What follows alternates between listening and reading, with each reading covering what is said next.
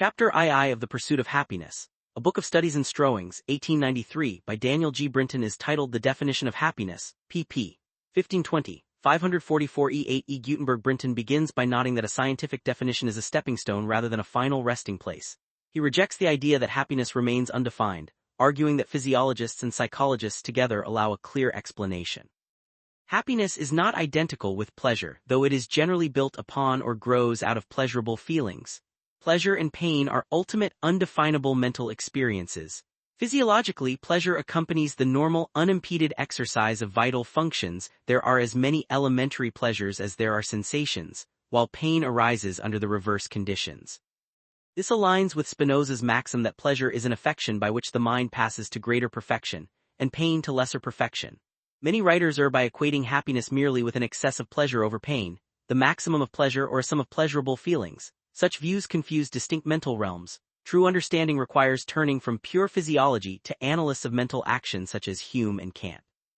The inseparable factors of happiness are the will and self-consciousness. Kant observed that the desire of happiness is the general title for all subjective motives of the will. Desire is stimulated not primarily by images of past pleasure as Locke held, but by the conception of the self. Satisfaction of desire is satisfaction of the self reaching greater perfection. Only by distinguishing the object from the self can pleasure become an end in itself. Thus the real, often unconscious aim of the pleasure seeker is to feel his own self, his own being more keenly. Aristotle expressed this by saying that pleasure is the feeling which accompanies self-realization. To the degree that pleasure develops self-consciousness, it rises above mere sensation shared with animals and becomes happiness, a feeling inseparable from free will and conscious individuality. In humans, a true pleasure must heighten the sense of personal existence. It is a pleasure in something beyond the pleasure itself. The conception of self as a permanent subject to be pleased drives the search for knowledge and freedom and elevates humanity above beasts content with appetite.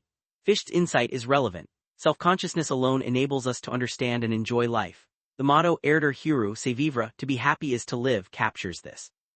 Brinton distinguishes self-feeling from self-seeking or egoism. One form of self-love is inseparable from personal existence. It is the necessary starting point of every conscious action, whose activity and end lie in an object outside the self. It is fecund, ennobling, and inspiring. The other directs both action and end toward the self and is sterile and enfeebling. Rightly understood, self-love is admirable when one loves oneself not for what one is but for what one may become.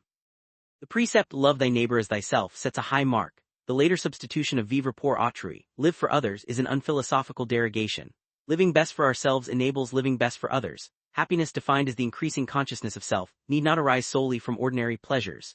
Intense activity in spheres outside physiological pleasure and pain, sometimes even amid physical pain or mental suffering, can exalt self-consciousness and thus produce happiness.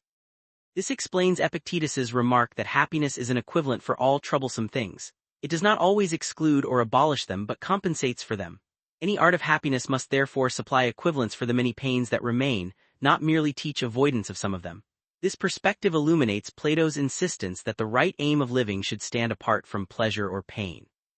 Plato had in view higher activities that give certain natures an intenser sense of self-consciousness than mere nerve reactions. Greatness of the individual, richness of imagination, reach of intellect, strength of will, firmness of friendship, devotion to patriotism, and singleness of purpose in a noble aim. Modern people likewise know the luxury of toil and the joy of strong endeavor. Res severa est verum gaudium, true joy is a serious thing. Yet Brinton holds it needless and unwise to leave any sunny field of ordinary pleasure uncultivated. The yearning for joy is an irrepressible cry of nature. Heeding it leads to wider horizons, warmer sympathies, fuller growth, and completer development. It holds the secret of evolution. The avoidance of painful and the search for pleasurable sensations are fundamental principles of organic life that develop the amoeba into the human being. In humans, this general consciousness has blossomed into self-consciousness, to which we owe our higher nature and essentially human powers. When this self-consciousness is brought into harmony with the sum of one's faculties and surroundings, one wins that something greater than pleasure which is called happiness.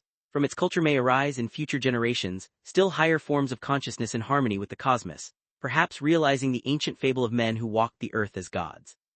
In short, Chapter II defines happiness as the progressive heightening of self-consciousness and sense of personal existence, rooted in but transcending pleasure, distinguishes healthy self-feeling from sterile egoism, shows that happiness can serve as an equivalent even amid suffering, and links the human drive for joy to the evolutionary process itself.